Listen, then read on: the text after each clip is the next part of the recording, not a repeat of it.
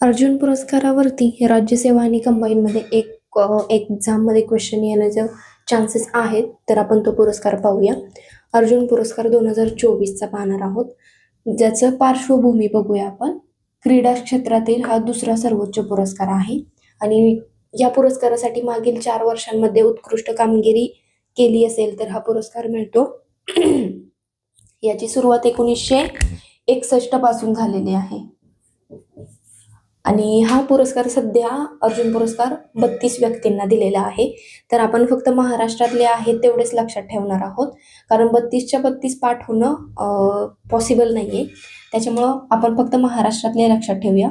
सचिन सर्जेराव खिलारी म्हणून आहे, त्याला पॅरा ॲथलेटिक्समध्ये मिळालेला आहे आणि स्वप्नील कुसळे आहेत, त्यांना शूटिंगमध्ये मिळालेला आहे.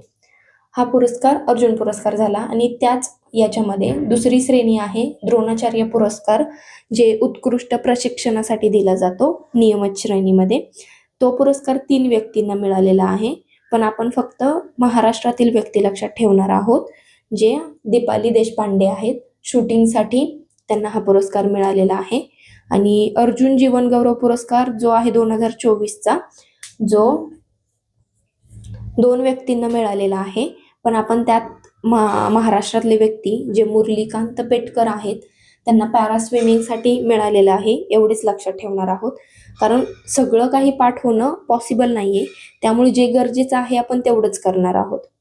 आणि एवढंच खूप झालं अर्जुन पुरस्काराबाबतीत.